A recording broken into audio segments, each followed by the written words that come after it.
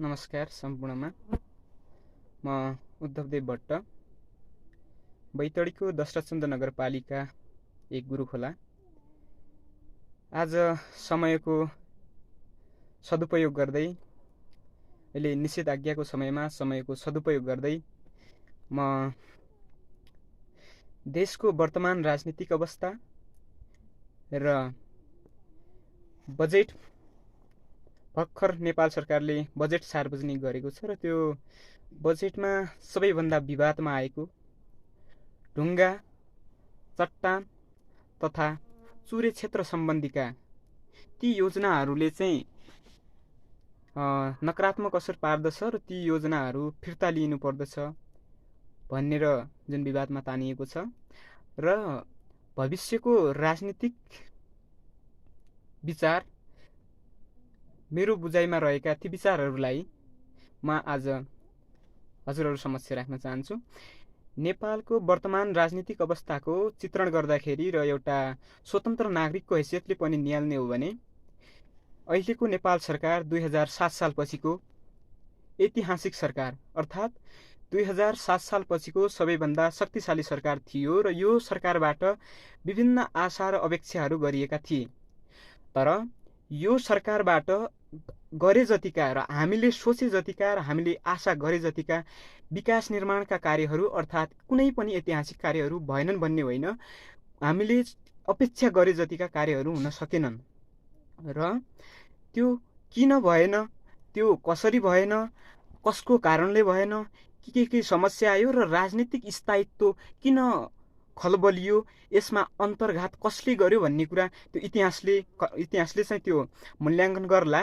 तर पनि अहिलेको वर्तमान परिस्थितिलाई निहाल्दाखेरि हामीले विभिन्न क्षेत्रहरूमा विभिन्न ठाउँहरूमा विकास निर्माणका कार्यहरू भइरहँदा अर्थात् विभिन्न कार्यहरू भइरहँदा त्यसको स्वच्छ मूल्याङ्कन गर्न सकेका छैनौँ। हामीहरू कसैलाई के लाग्छ भने विरोधका लागि विरोध गर्ने र कसैलाई के लाग्छ भने सरकारको समर्थनमाथि समर्थन गर्ने। यो पूर्ण सही होइन, यो दुईटै कार्य पूर्ण सही भने होइन। किनभने विकास निर्माण भएको ठाउँमा र सरकारले गरेका राम्रा कार्यहरूको राम्रो मूल्याङ्कन गर्ने र नराम्रा कार्यहरूको खबरदारी गर्ने एउटा स्वतन्त्र नागरिकको त्यो अधिकार पनि हो र कर्तव्य पनि हो। तर यो कर्तव्य र दायित्वबाट हामी पन्छिरहेका छौँ। कसरी पन्छिरहेका छौँ भने यहाँ विपक्षी अर्थात् प्रतिपक्षहरूले जुनसुकै कार्यलाई पनि जुनसुकै आयोजनालाई पनि त्यसलाई चाहिँ एकदम विवादित बनाउने र विरोधका लागि विरोध गर्ने गरी सरकारलाई बदनाम गराउने मात्र चलखेल गरिरहेको छ भने सरकारी पक्षले पनि जुनसुकै कार्यलाई समेत एकदम राम्रो देखाउनको लागि र आफ्नो लोकप्रियता कमाउनको लागि सबै कार्यलाई राम्रो भनिरहेको छ। यद्यपि यो दुवै कार्य सही भने होइन। यसले राजनीतिमा एउटा नकारात्मक असर परेको छ। देशको मूलनीति राजनीतिमा एउटा नकारात्मक असर चाहिँ कसरी पर्यो भने देशको मूलनीति राजनीति आफैमा गलत होइन। देशको एउटा चलायमान शक्ति र राज्य प्रणालीलाई सुदृढ बनाउनको लागि राज्यको एउटा अभिन्न अङ्ग अर्थात् देशको रक्त सञ्चारको माध्यम राजनीतिलाई चाहिँ खलल पुर्याउने गरी विभिन्न क्रियाकलापहरू भइरहेका छन्, जसले राजनीति गलत हो कि भन्ने आशा सबैमा, त्यस्तो विश्वास सबैले देखाइरहेका छन्। यद्यपि राजनीति गलत होइन, तर केही व्यक्तिहरूका व्यक्तिगत स्वार्थ, केही व्यक्तिहरूका पार्टीगत स्वार्थ र आफ्नो व्यक्तिगत स्वार्थ र पार्टीगत स्वार्थले देशलाई बन्धन पार्ने गरी जुन क्रियाकलापहरू भइरहेका छन्, यसले प्रत्यक्ष रूपमा एउटा परिवारमा भनौँ न एउटा पार्टीमा मात्र त्यसको असर नपरिकन पूर्ण रूपमा यसको असर सम्पूर्ण जनताहरूले भोगिरहेका छन् र पुरै देशले भोग्नुपर्ने अवस्था आएको छ। तर जब 2007 सालपछिको यति शक्तिशाली सरकार यो देशमा आयो भनेर सुन्दाखेरि हामी सबैलाई आशा पलाएको थियो। स्थिर सरकार पायो देशले, अब देशमा विकास निर्माण हुन्छ, देशले समृद्धिको दिशा समाउँछ र देशमा हामीले सोचेको जस्तो हुन्छ। शिक्षा, स्वास्थ्य, रोजगारी, सञ्चार, यातायात लगायतका यावत कुराहरूमा विधिवत ढङ्गले विकास हुन्छ भन्ने हामीलाई लागेको थियो। तर हामीले सोचे जतिका विकासहरू हुन सकेनन्। विभिन्न बाधा र अड्कनहरू देखिए, यहाँ व्यक्तिगत स्वार्थहरू देखिए, यहाँ पद प्रतिष्ठाका कुराहरू देखिए र आफ्नो व्यक्तिगत स्वार्थ पुरा नभएपछि आफ्नो अहिले सरकारलाई भनौँ या पार्टीहरूलाई भनौँ, देशको चिन्ता भन्दा पनि आफ्नो व्यक्तिगत स्वार्थको चिन्ता छ। आफ्नो पार्टीको चिन्ता छ, भविष्यको राजनीति के जाने हो, हाम्रो राजनीति सकिने पो हो कि हामीले चाहिँ राजनीतिक भविष्यमा चाहिँ हामीले प्राप्त गरेको सफलता होइन, तिनीहरूले व्यक्तिगत सफलता त प्राप्त गरेका थिए, त्यो व्यक्तिगत सफलता चाहिँ ह्रास हुने पो हो कि तिनीहरूलाई त्यो चिन्ता छ, देशको चिन्ता छैन। र यावत समस्याहरूका कारण पनि र अहिले विश्व महामारी फैलिरहेको छ, कोरोना महामारी, यसले पनि देशमा प्रत्यक्ष असर त गरेकै छ। र यो प्रत्यक्ष असरका बावजुद पनि यो प्रत्यक्ष असर त विश्वका सबै राष्ट्रहरूले भोगिरहेको छ। यसमा कुनै एउटा व्यक्ति, एउटा देश अर्थात् एउटा समूहले मात्र भोगेको यो दुःख कष्ट भएन, यो त विश्वका सम्पूर्ण शक्ति राष्ट्रहरूले पनि यो भोगिरहेको छ र भोगेको पनि छ। भने यहाँ दुईटै शक्तिहरू अर्थात् दुईटा समस्याहरू सँगै देखा पर्यो। कोरोना भाइरसलाई नियन्त्रण गर्न सम्पूर्ण राजनीतिक पार्टीहरू, सम्पूर्ण ऐतिहासिक शक्तिहरू र विभिन्न विद्यार्थी सङ्गठनहरू भनौँ, विभिन्न सङ्घ संस्थाहरू भनौँ, एक ठाउँमा हुनुपर्ने ठाउँमा यहाँ राजनीतिक किचलहरू देखाएर र राजनीतिक कुराहरूलाई देखाएर त्यो घटनालाई समेत पन्छ्याउन खोजियो। त्यसले जनताहरूमा प्रत्यक्ष असर त परेकै थियो भने अब राजनीतिमा पनि प्रत्यक्ष असर पर्ने गरी देश समाज पुरैलाई धराशायी पार्ने गरी जुन कामहरू भइरहेका छन् यो पूर्ण रूपमा सही होइन। अर्को कुरा, यति समस्या भइरहँदा पनि नेपाल सरकारले केही गरेन, सरकार निरीह भएर बस्यो भनेर भन्ने सक्ने अवस्था पनि छैन। यी दुईटा समस्याहरू, एउटा समस्याको बावजुद त सबै लडिरहेकै थिए, तर दुईटा समस्याका बावजुद पनि सरकार निरीह बनेको जस्तो हामीलाई लाग्दैन, मलाई चाहिँ लाग्दैन। किनभने आफूले गरेका र आफूले चाहेका कामहरू गर्न सकेन, त्यो सही हो। र नेपाली जनताले आशा गरेको, विश्वास गरेको जति काम हुनु पर्थ्यो त्यो भएन, हामी त्यसको स्वस्थ आलोचना गरौँ, भएन। तर किन भएन, कसको कारणले भएन, यो त समयले मूल्याङ्कन गरिहाल्ला। र नेपाल सरकारले संसद विघटन भइसकेपछि संसद नभएको अवस्थामा अध्यादेश मार्फत बजेट ल्याउने नीतिको छ। त्यो कारणले जुन बजेट ल्याएको थियो त्यसमा नेपाल सरकारले एउटा समावेश गरेको एउटा पक्ष बालुवा, गिट्टी, रोडी लगायत सूर्य क्षेत्रमा भएका विभिन्न स्रोत साधनहरूलाई परिचालन गरी देशको अर्थतन्त्रलाई उकास्न सकिन्छ भन्ने जुन नीति ल्याएको छ त्यसको चौतर्फी विरोध गरिरहेका छन्। मलाई यसमा लाग्छ यो के भन्न खोजेको हो भनेपछि नेपालमा भएका प्राकृतिक स्रोत साधनहरूको प्रयोग हुनु हुँदैन, प्राकृतिक स्रोत साधनहरू जुन अवस्थामा छन् त्यही अवस्थामा रहनुपर्छ र ती स्रोत साधनको प्रयोग हुनु हुँदैन भन्न खोजेको हो कि त्यो स्रोत साधनको सदुपयोग गरिनु पर्दछ र ती स्रोत साधनहरूलाई चलायमान चाहिँ बनाउनु पर्दछ। तर त्यसलाई कसरी चलायमान बनाउने त्यसमा चाहिँ सरकारले गम्भीरतापूर्वक ध्यान दिनु पर्दछ के भनेको यो कुरा चाहिँ छुट्याउन सकिएको छैन।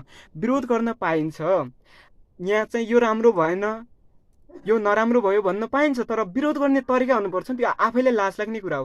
अहिले विभिन्न शक्तिहरूले चाहिँ त्यसको विरोध गरिरहेका छन्। भोलि आफू शक्तिमा पुग्दा त्यही कुरा तिनीहरूले पनि गर्ने हुन्। के देशको एउटा मात्र उपाय हो, हामीले प्राकृतिक स्रोत साधनहरू प्रयोगै नगरौँ। ल ठिक छ, अहिले प्राकृतिक स्रोत साधनहरूको प्रयोग नगरौँ, हामी शिक्षा, स्वास्थ्य, सञ्चार, सडक पूर्वाधार तथा विभिन्न भौगोलिक क्षेत्रहरूको विकासको लागि चाहिँ अन्य हामीले करका दायरा बढाउँ, उद्योग धन्दा तथा कलकारखानाहरू खोलौँ, होइन, हामीले पर्यटकीय क्षेत्रहरूको विकास गरौँ, सांस्कृतिक क्षेत्रहरूको विकास गरौँ भनेर त हामी भन्छौँ। के यतिले मात्रै हामीले हाम्रो देशलाई आवश्यक अर्थतन्त्र पुग्छ त? पुग्दैन। हाम्रो देशले निकट भविष्यमा नै धेरै समस्याहरू झेल्नु पर्ला। त्यसकारणले अर्थतन्त्रको उजागरण गर्नको लागि अर्को कुरा औद्योगिक विकास हुनुपर्छ। औद्योगिक विकास हुनको लागि त सबैभन्दा पहिले त अर्थतन्त्रको सबलीकरण हुनु पर्यो। अर्थतन्त्रको सबलीकरण गर्नका लागि विपक्षीहरूले भनेका कुरा नराम्रा हुन् म भन्दिनँ, उहाँले भनेका कुराहरू पनि ठिक हुन्। देशमा भएको स्रोत साधनलाई त्यो नफालौँ, त्यसलाई चाहिँ भोलिको दिनमा हामीले बाहिरबाट ल्याउनु पर्ने अवस्था आउन सक्छ। भोलिकै दिनमा हामीले बाहिरबाट आयात गरेर चाहिँ हामीले विकास निर्माणका कार्य गर्नुपर्ने अवस्था हुन सक्छ भने अहिले हामी कच्चा पदार्थको रूपमा त्यसलाई बाहिर नपठाउँ, त्यो ठिक छ। उहाँले भनेको कुरा पनि म 100% गलत हो भन्दिनँ र सरकारले गरेको पनि 100% सही हो पनि भन्दिनँ। दुईटैलाई चाहिँ हामीले चाहिँ दुईटैलाई मिलाएर हेर्नु पर्दछ र त्यहाँ के देखिन्छ भने अर्थतन्त्रको सबलीकरण गर्नका लागि सबैभन्दा पहिले औद्योगिक विकास कसरी गर्ने त? अर्थतन्त्र सबल नभइकन औद्योगिक विकास हुँदैन। अर्थतन्त्र सबल गर्नका लागि के गर्नु पर्दछ भन्दाखेरि अब अर्थतन्त्र सबल गर्ने धेरै उपायमध्ये एउटा भनेको प्राकृतिक स्रोत साधनको उपयोग हो। तर नेपालमा के हुन्छ भनेपछि होइन, यो ढुङ्गा रोडी गिट्टी निकाल्यो भनेपछि चाहिँ यो पहाडै सकिन्छ भत्किन्छ। अनि जलविद्युत उत्पादन गर्नको लागि यो ड्याम बाँध्यो भने चाहिँ यो त देशै डुबानमा पर्छ होइन। यो विद्युत लाइनहरू हो, सडक सञ्जालका कुरा होस्, यो गर्दाखेरि जङ्गल काट्यो भने होइन वन विनाशै भयो, नेपाल त सकियो। यो यावत कुराहरूले चाहिँ विकास निर्माणमा टेवा पुर्याउँदैन। हामीले चाहिँ दीर्घकालीन सोच राख्ने हो, तत्कालीन फाइदा हेर्ने होइन कि भोलिको दिनमा यसले प्रत्यक्ष असर के पार्छ र यसको दीर्घकालीन असर कतासम्म पुग्छ। हाम्रो सोच, हामीले जुन सोचहरू साँघुरो सोच बनाएका छौँ यसले चाहिँ दीर्घकालीन विकासको परिकल्पना समेत गर्न सक्दैन। देशमा विकास निर्माणका कुराहरू गर्दाखेरि सरकार पनि चुकेको छ भन्छन्, चुकेको पनि छ। कसरी चुकेको छ भने अर्थतन्त्रको सबलीकरणका लागि करको दर होइन करको दायरा बढाउनुपर्छ एक। अर्को कुरा चाहिँ औद्योगिक विकासमा चाहिँ तीव्रता दिन सकिएन र औद्योगिक विकासहरूले होइन विकास गर्नको लागि समेत कुनै पनि व्यक्तिहरूले चासो देखाएन। अर्थात् यहाँ उद्योग धन्दाहरू स्थापनाको कुरा होस् होइन, आफ्नो कुनै पनि क्षेत्रको विकासको लागि चासो देखाएन भन्ने कुरा छ। यसमा सरकारको कमजोरी के छ भने उत्पादनमूलक वस्तुहरूमा चाहिँ करको दर घटाउनुपर्छ, दायरा होइन। दायरा बढाउनु पर्छ तर दर घटाउनु पर्दछ। भनेपछि आयातित हुने वस्तुमा करको दायरा बढाउनु पर्दछ। अब जस्तै उदाहरणको लागि मानौँ नेपालमा उत्पादन हुने चिनीको मूल्य 80 रुपियाँ छ र हामीले विदेशबाट आयातित गर्ने चिनीको मूल्य चाहिँ हामीले 70 तिर्दैछौँ भने हाम्रो स्वदेशी उत्पादन प्रयोगमा आउँदैन र हामीले भन्न पनि पाउँदैन हाम्रो स्वदेशी उत्पादन चाहिँ प्रयोग हुन सकेन। किन हुन सकेन भने त्यहाँ सरकारको नीति कमजोर भयो। सरकारको नीति कसरी कमजोर भयो भने हामीले उत्पादन गरेको वस्तु चाहिँ 80 रुपियाँ केजी छ। अब 80 रुपियाँ केजी किन भयो, त्यो सस्तो हुनु पर्थ्यो, त्यो पनि भन्न सक्दैनौँ। त्यहाँ उत्पादन लागत नै त्यति लागेको छ। भनेपछि यसमा सरकारले ध्यान दिनुपर्ने कुरा के हो भने लागत नै कम लगाइदिनु पर्ने होइन र हो। एउटा कुरा त्यो। अर्को कुरा चाहिँ त्यसलाई कसरी कम गर्न सकिन्छ, त्यो निर्यातलाई कसरी कम गर्न सकिन्छ भने त्यो 65 रुपियाँमा आयात भएको वस्तुलाई चाहिँ हामीले करको दायरा बढाएर त्यसलाई पनि नेपालसँगै बराबर हुने गरी मिलाइदियो भने त स्वदेशी उत्पादन खेर जाँदैन। अर्को कुरा स्वदेशमै उत्पादन नभएको वस्तुमा चाहिँ करको दायरा बढाएर नेपाली जनतालाई मार्कामा हाल्नुपर्छ भन्ने कुरा गरेको होइन। जुन कुरा नेपालमा उत्पादन भएर पनि त्यो चाहिँ स्टोरेजमा थन्किएर रहेको छ, प्रयोगमा आउन सकेको छैन, बरु त्यसको सट्टा विदेशी माल सामानहरू प्रयोग भइरहेका छन् तर स्वदेशी उत्पादन त्यत्तिकै रहेको छ भने त्यसको गुणस्तरीयता सुधार्ने कुरामा कमी भएको हो कि त्यसको मूल्यको बावजुदमा चाहिँ कुनै समस्या देखिएको चाहिँ हो कि के समस्याले चाहिँ यो स्वदेशी उत्पादन चाहिँ स्थगित भयो, यही यत्तिकै रह्यो र विदेशी निर्यातमा बढी भयो, त्यो कुरा छुट्याउन सकिन्छ। अर्को कुरा हामीले जुनसुकै क्षेत्रमा पनि विरोधको लागि विरोध होइन, प्राकृतिक स्रोत साधनको उपयोग हुनु हुँदैन भन्ने कुरा पूर्ण रूपमा गलत हो। प्राकृतिक स्रोत साधनहरू वन जङ्गलको पनि उपयोग हुनुपर्दछ, पानीको पनि उपयोग हुनुपर्दछ, खनिज पदार्थहरूको पनि उपयोग हुनुपर्दछ। यी यावत कुराहरूको उपयोग हुनुपर्दछ तर यसको उपयोग गर्दा एकदम संयमतापूर्वक देशमा कुनै नकारात्मक असर नपरोस्, कुनै भौगोलिक हिसाबले पनि नकारात्मक असर नपरोस् र त्यसले चाहिँ जनतामा देशमा प्रत्यक्ष असर नपारोस् भन्ने किसिमले गरिएका कुनै पनि कार्य चाहिँ विरोधका लागि विरोध गर्ने कार्य पूर्ण रूपमा सही होइन। अर्को कुरा भन्ने हो भने केही भएन केही गरेन भन्ने कुरा होइन।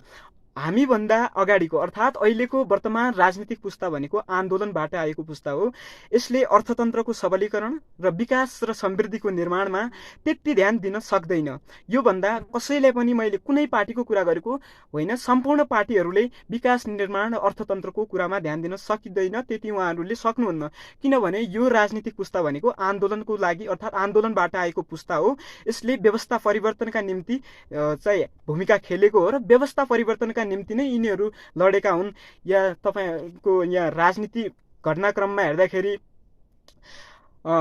पञ्चायती व्यवस्था होस्, राणा शासन होस्, जे पनि भयो। अब 2004 सालमा राणा शासनको अन्त्य भयो, फेरि 2007 सालमा प्रजातन्त्रको स्थापना भयो। यसरी नेपालमा संविधान पनि कम बनेका होइनन्। 2004 सालमा एउटा संविधान बन्यो, 2007 सालमा एउटा संविधान बन्यो, 2015 सालमा एउटा संविधान बन्यो, 2019 सालमा एउटा संविधान बन्यो, 2047 सालमा एउटा संविधान बन्यो, 63 मा एउटा संविधान बन्यो, हुँदाहुँदै 72 सम्म संविधान पनि बने। यी व्यवस्थाहरू परिवर्तन भए। यी अहिलेको राजनीतिक पुस्ता भनेको नै आन्दोलनबाट आएको पुस्ता हो। यसले विकास निर्माण र समृद्धिमा ध्यान दिन खोजे पनि यसले चाहे जस्तो हुनुपर्ने हो, अहिलेको नयाँ युवा पुस्ताले जस्तो चाहेको हो, देशले जस्तो चाहेको हो त्यस्तो कुराहरूमा ध्यान दिन सकिरहेको छैन र ध्यान दिन सक्दैन भने यी यावत कुराहरूलाई चाहिँ हामीले औँल्याउन सक्नुपर्दछ। र यी कुराहरूलाई हामीले औँल्याउँदाखेरि कसरी यी कुराहरूलाई औँल्याउने, कसरी विरोध गर्ने, कसरी गर्ने भन्ने हामीले त के सोच्छौँ भने स्वस्थ मनस्थितिले भने जस्तो यो सुस्त मनस्थिति भएको व्यक्तिले बोले जस्तै कसैले के आउँछ भने गाली, अभद्र व्यवहार र अनैतिक व्यवहारले मात्र चाहिँ यो लोकप्रिय बन्न सकिने हो कि? जस्तै मानौ मैले सरकारको पक्षमा बोल्छु भने होइन, मैले सरकारलाई जसरी पनि राम्रो देखायो भने चाहिँ म लोकप्रिय हुने हो कि? भोलि चाहिँ म स्थापित हुन सक्ने हो कि? म त्यस्तो सोच्ने भए। अनि विपक्षी दलका अर्थात् नेताहरू, कार्यकर्ताहरूले के सोच्ने भयो भने जसरी पनि हामीले सरकारलाई बदनाम गराउन सक्यो भने, हामीले चाहिँ त्यसको आलोचना गर्न सक्यो भने त्यहाँ हाम्रो पनि कमजोरी छ कि भन्ने बुझिन्छ। ल, हामीले चाहिँ अहिले विभिन्न कुराहरू गर्दाखेरि हामीले भन्यौँ सरकारले लिएका सम्पूर्ण नीतिको विरोध गर्न सकिन्छ। अहिले त विरोध गरौँ। भोलि आफूले त्यो ठाउँमा पुगेपछि, आफूले निर्णायक भूमिका खेल्ने ठाउँमा पुगेपछि हामीले गर्नुपर्ने काम त त्यही काम पनि त हुनसक्छ। हामीले पनि गर्नुपर्ने त्यही हुनसक्छ। जस्तै मानौ अहिले गिटी, बालुवा, यो चुरे क्षेत्रहरूको जुन कुरा उठेको छ, भोलि अर्थतन्त्र एकदम नकारात्मक दिशातर्फ गयो र देशमा अर्थतन्त्रको सबलीकरण हुन सकेन र देशलाई एउटा समृद्धिको दिशातर्फ लग्ने बाटो चाहिँ के हो त भनेर खोज्दाखेरि त भोलि जुनसुकै पार्टी पनि जाओस्, चाहिँ काङ्ग्रेसको पार्टी जाओस्, चाहिँ नेकपा एमाले जाओस्, अर्थात् जुनसुकै नयाँ शक्तिहरू चाहिँ अहिलेका नयाँ पार्टीहरू पनि जाउन्, चाहिँ अहिलेका अभियन्ताहरू जाउन्, जुनसुकै व्यक्ति, जुनसुकै पार्टी त्यहाँ पुगे पनि प्राकृतिक स्रोत साधनहरूले हामीलाई यथास्थानमा राखौँ, स्थगित राखौँ, तिनीहरूलाई प्रयोगै नगरौँ र हामीले अन्य क्षेत्रबाट मात्रै विकास निर्माण गर्न सकिन्छ र त्यतिले मात्रै पुग्छ भनेर त्यहाँ भन्न सक्ने अवस्था हुँदैन भने अहिले हामी त्यो कुराको विरोध गर्दैछौँ। भोलि त्यो ठाउँमा पुगेपछि हामीले आफैले यो गर्नुपर्छ है भन्यो भने त हामी आफैले आफै कमजोर अनुभूति गर्छौँ कि हामीले हिजोका दिनमा त यो गर्नु हुँदैन भनेका थियौँ, तर अहिले यो अवस्थामा आइसकेपछि हामीलाई पनि यो नगरी नहुने भयो, तर यो नभन्नुपर्ने रहेछ भन्ने आफैले लज्जित हुनुपर्ने अवस्था हुन सक्छ। त्यस कारणले त्यसको असर कतासम्म पुग्छ त्यो सरकारले पनि ध्यान दिनुपर्दछ। यसको दीर्घकालीन असर र दीर्घकालीन नाफा, त्यसले देशलाई कति असर पार्छ। एउटा कुरा चाहिँ विनाश बिनाको विकास सम्भव पनि छैन र त्यो हुँदैन पनि। जस्तै हामीलाई लाग्छ खेती योग्य जमिन छैन, अब खेतीयोग्य जमिन त छैन, हामीलाई खान चाहिन्छ। अब खेतीयोग्य जमिन बनाउने थियो, वन जङ्गलको विनाश हुने हो, तर खाना नभइकन हामी बाँच्दैनौँ। अब वन जङ्गलको विनाश हुने हो भनेर खेतीयोग्य जमिन नबनाइकन भोकै बस्ने कि त्यसमा चाहिँ हामीले पनि केही अलिकता दुःख सहेर पनि ठिकै छ, अब वन विनाश भए पनि हामीले अलिकति गर्नु पर्यो। त्यहाँ वन विनाश पनि पूर्ण रूपमा विनाश हुनु भएन र खाद्यान्नको अभाव पनि हुनु भएन भनेपछि हामीले यसलाई चाहिँ वैज्ञानिक ढङ्गले र हामीले दीर्घकालीन सोच र क्षमता अनुसार आफूले सक्ने गरी हामीले कतिको धान्ने हो त्यो हिसाबले चाहिँ सोच्ने गरी हामीले त पक्कै पनि खेती त गर्नु पर्ला। त्यस्तै अर्को कुरा, घाँस, बाँस, कपास, शिक्षा, स्वास्थ्य, सञ्चार, सडक सुविधा, यो सम्पूर्ण कुराहरू चाहिन्छ र यो कुराहरूको विकास गर्दा विनाश हुन्छ, शुद्ध विकास कतै पनि हुँदैन।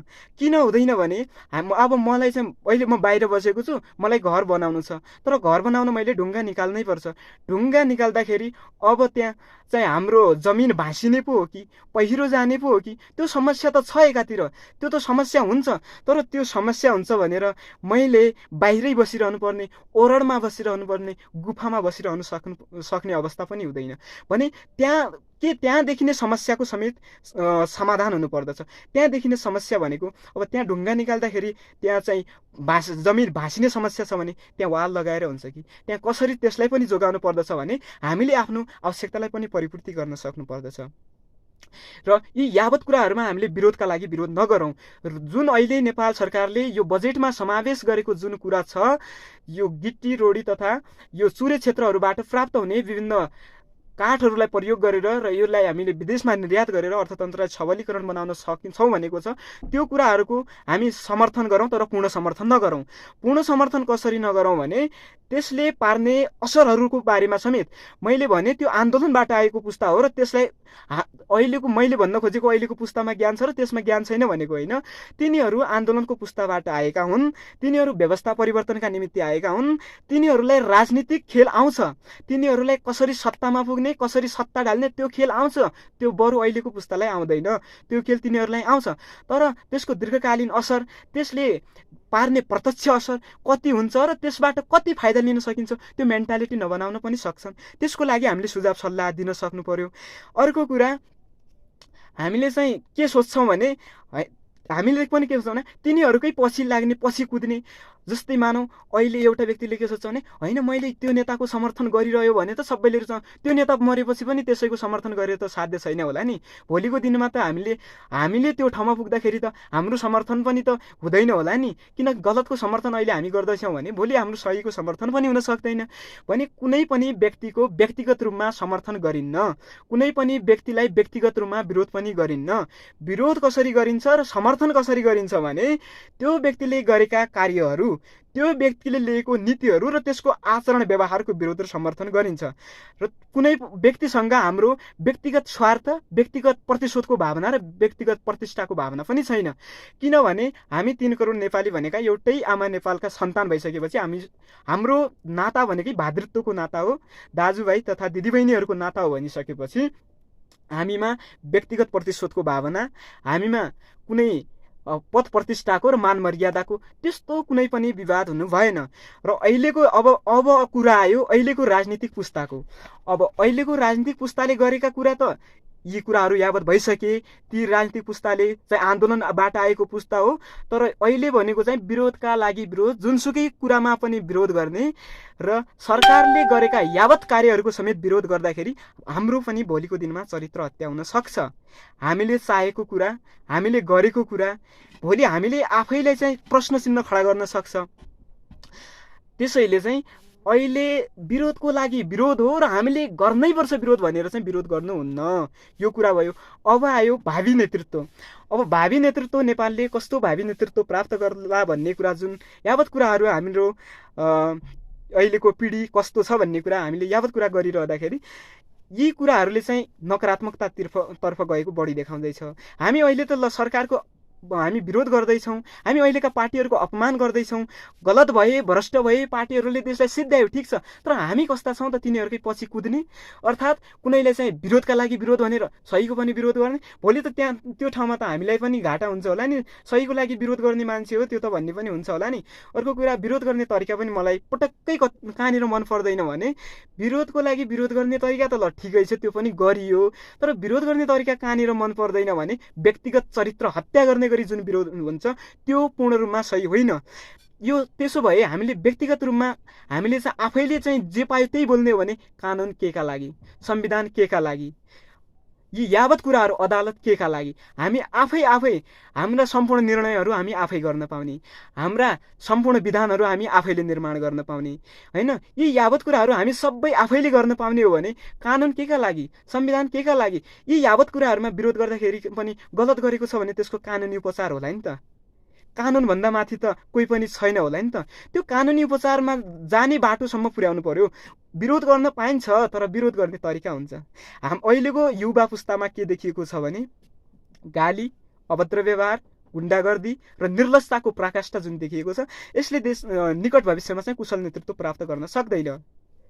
अब यी यावत कुराहरूमा अहिलेको नेतृत्व पनि सही छैन। अहिलेको नेतृत्व सही छैन छ भन्न खोजेको होइन। अहिलेको नेतृत्व त झन् के छ भने त्यो मैले भने आन्दोलनबाट आएको पुस्ता भएकोले विकास निर्माण त गर्न एक पुस्ताले खोज्ला, एउटाले खोज्ला, अर्कोले खोज्ला, त्यो अलग कुरा भयो। विकास गर्दैन भने विकास गर्छ, राम्रा नीति छन् तर ती नीतिहरूलाई दबाउन पनि खोजिँदैछ।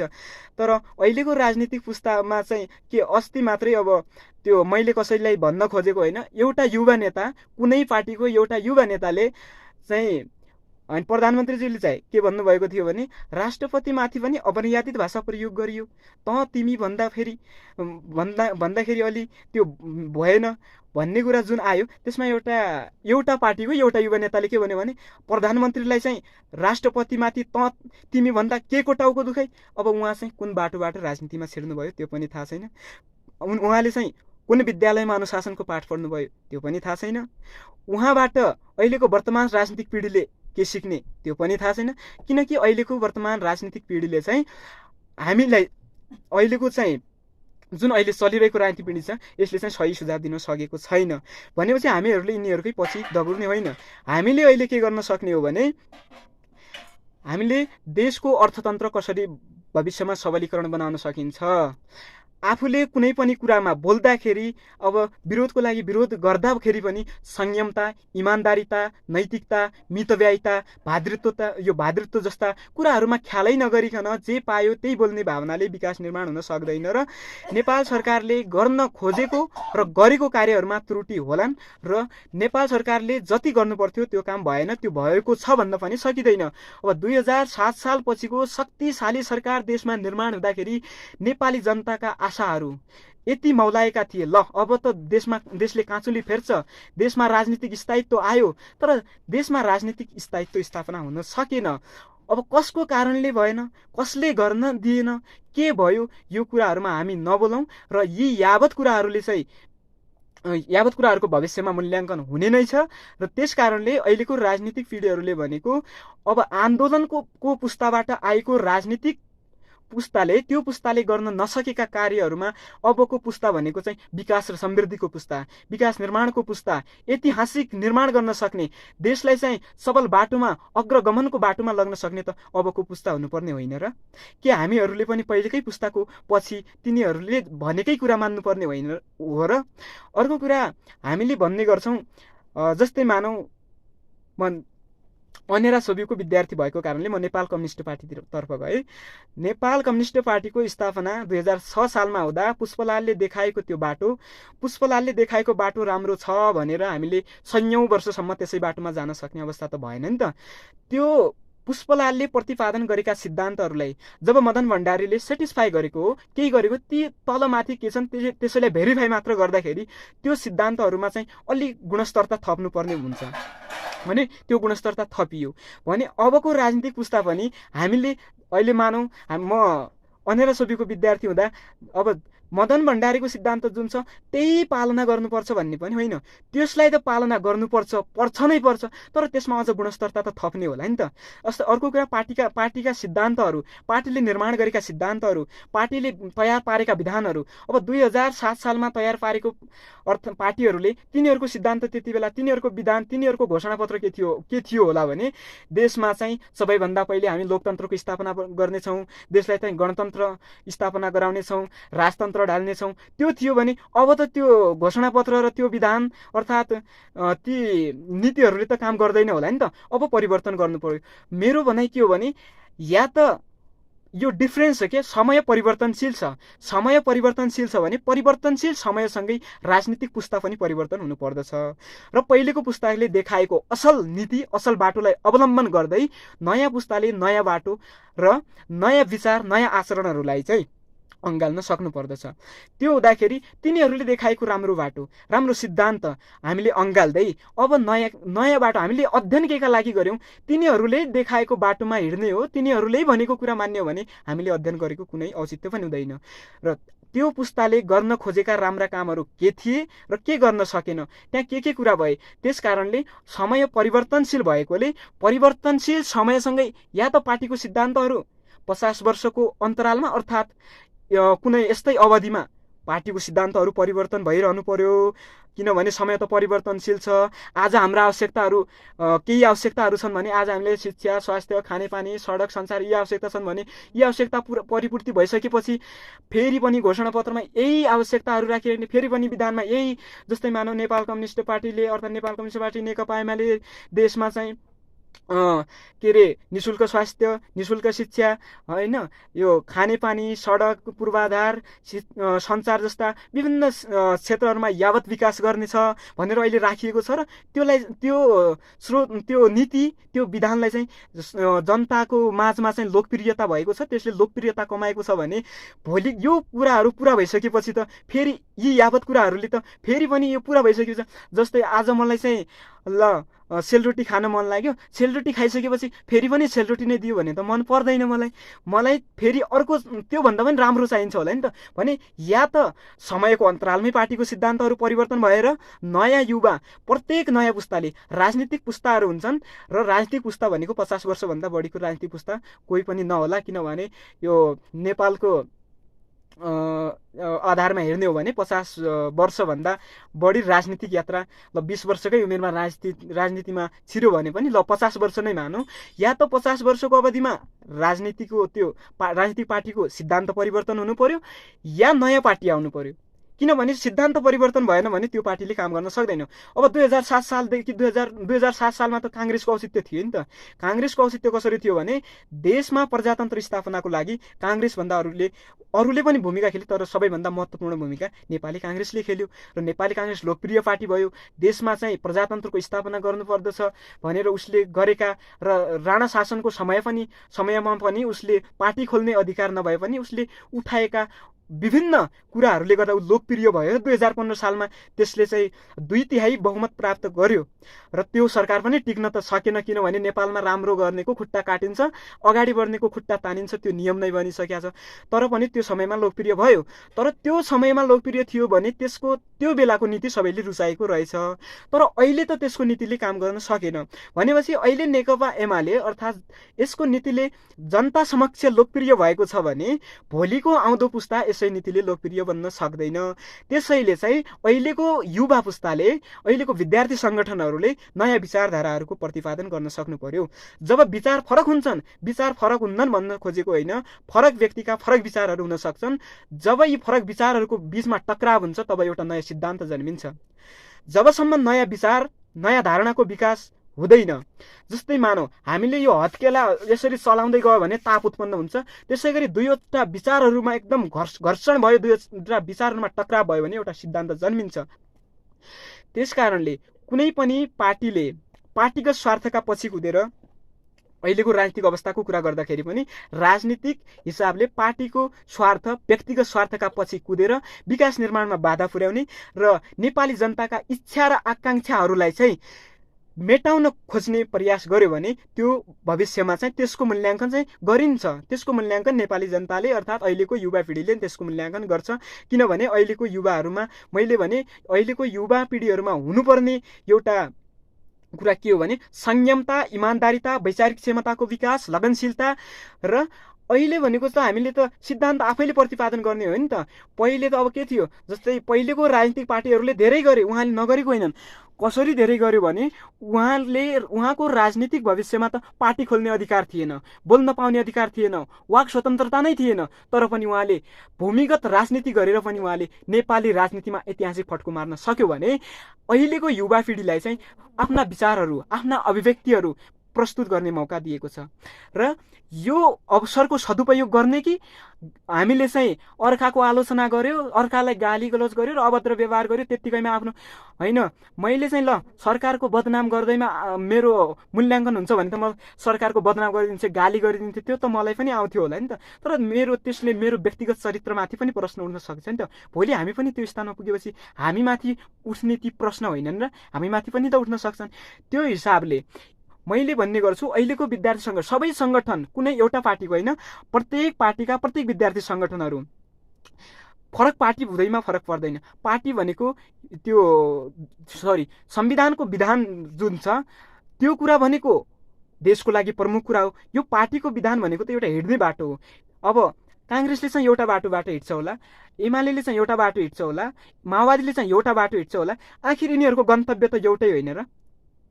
यिनीहरूको गन्तव्य भनेको सबैको अन्तिम लक्ष्य के हो भन्दाखेरि, यिनीहरूलाई सोध्यो भने सबैको अन्तिम लक्ष्य के हो भने विकास, समृद्धि, सुशासन, यही भन्छ नि त। सबैले चाहिँ देशमा विकास हुनुपर्छ, समृद्धि आउनुपर्छ, उन्नति हुनुपर्छ, सबैको अन्तिम लक्ष्य त यही रहेछ नि त। भनेपछि पार्टीको यो विधान, पार्टीका विभिन्न नीति सिद्धान्तहरू भनेका एउटा हिँड्ने बाटो मात्रै हुन्। यो बाटो अब यसमा पनि हामी विद्यार्थी, हामी अहिलेको नयाँ पुस्ताले के कुरा चाहिँ अब हेर्नुपर्छ भने हामीले कुन बाटो जाँदाखेरि छिटो त्यो ठाउँमा पुगिन्छ। पुगिने त सबै पार्टीबाट एउटै ठाउँमा रहेछ, त्यो त थाहा भयो। सबैको अन्तिम लक्ष्य भनेको चाहिँ विकास, समृद्धि र सुशासन हो। तर त्यो ठाउँमा पुग्नको लागि कुन बाटो गएपछि छिटो पुगिन्छ र त्यो छिटो बाटो कुन हो?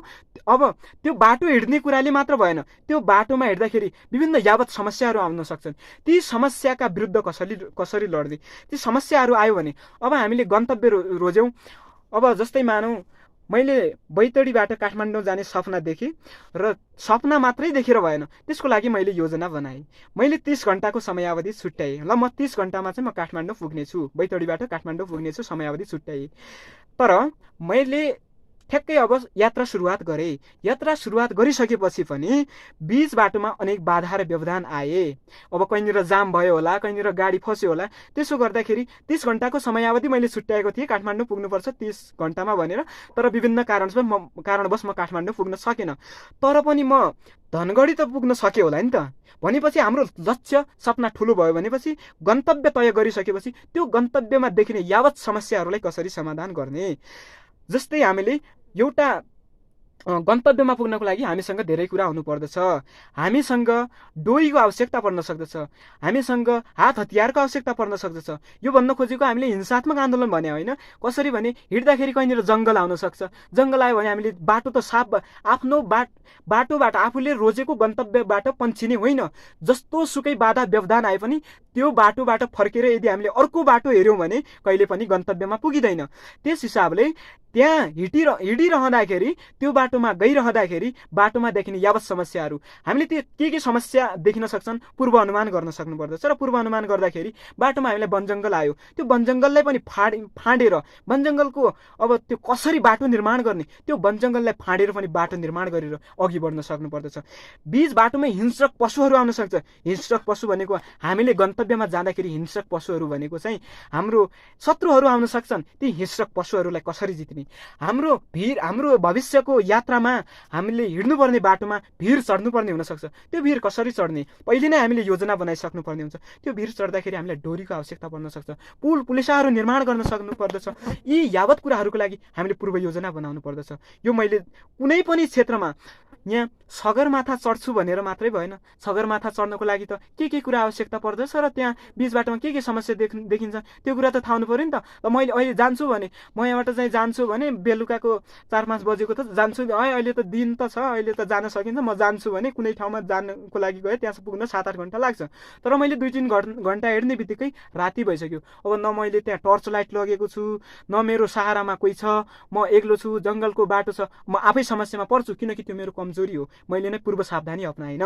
त्यो किसिमले पनि हामीले गन्तव्यमा पुग्नको लागि र हामीले आफूले तय गरेको गन्तव्यमा पुग्नको लागि के योजनाहरूको आवश्यकता पर्दछ त्यो हिसाबले पूर्व तयारी गर्नुपर्ने हुन्छ। त्यसैले हामीले राजनीतिक क्षेत्रमा होस्, शैक्षिक क्षेत्रमा होस्, विकास निर्माणको क्षेत्रमा होस्, या कर्मचारीको क्षेत्रमा होस्, रोजगारीको क्षेत्रमा होस्, जुनसुकै क्षेत्रमा पुग्दाखेरि पनि पुग्नको लागि पनि हामीले पूर्व योजना बनाउनु पर्दछ। अर्को भनेको मैले अहिलेको युवाहरूमा देखेको कमजोरी र म आफैमा देखेको कमजोरी, म पनि एउटा युवा भएकोले हामीमा देखेको कमजोरी भनेको हामी आफ्नो मूल्याङ्कन गर्न सक्दैनौँ। हामीले कसरी आफ्नो मूल्याङ्कन गर्न सक्नुपर्दछ भने मेरो उमेर अहिले कति भयो र मेरो योग्यता कति हो र मैले गर्नुपर्ने के काम हुन् र मैले गर्नुपर्ने कामहरू र मेरो क्षमताले भ्याउने कामहरू चाहिँ मैले पुरा गरेको छु कि छैन भनेपछि यदि मैले त्यो क्षेत्रमा छैन होइन, त्यो समयमा अर्थात् त्यो स्थानमा म पुगेको छैन भने म पक्कै पनि कमजोर अवस्थामा छु है। मैले अलि आफूलाई चाहिँ अगाडि बढाउनु पर्छ। कसरी कमजोर अवस्थामा छु भन्न सकिन्छ भने अहिले मानौँ कुनै विद्यार्थी अहिले कक्षा 12मा पढ्दैछ भने त्यसको क्षमता कति हुनुपर्ने हो, त्यसको बुझ्ने क्षमता, त्यसको वैचारिक क्षमता, त्यसको अनुशासन, त्यसको मर्यादा, त्यसको लगनशीलता कति हुनुपर्ने हो। यदि त्यो व्यक्तिमा त्यति देखिँदैन भने त्यो कमजोर साबित हुन्छ। त्यो कमजोर साबित भइसकेपछि त्यो व्यक्ति आफै कुनै एउटा राम्रो व्यक्तिले एक ठाउँमा असफल भइसकेपछि फेरि उसको मानसिक अवस्था झन्झन कमजोर हुँदै जान्छ नि त। त्यसैले यदि त्यो कमजोर अवस्थामा देखियो भनेपछि त्यसको नकारात्मक प्रभाव बढ्दै जान्छ र सकारात्मक प्रभाव घट्दै जान्छ। यसले गन्तव्यमा पुग्न सकिँदैन। त्यसकारणले सबैले संयमता अपनाएर इमानदारिता, लगनशीलता, वैचारिक क्षमता तथा भातृत्व, आत्मीयताका जस्ता शब्दहरू र यी कुराहरू नभुलेर शब्दहरूमा मात्रै सीमित रहन्, सबैले व्यवहारमा लागू गर्नुपर्दछ। र म आगामी दिनहरूमा समेत यस्तै कुराहरू राख्नेछु भन्दै म अहिले बिदा हुन्छु। हस्, नमस्कार।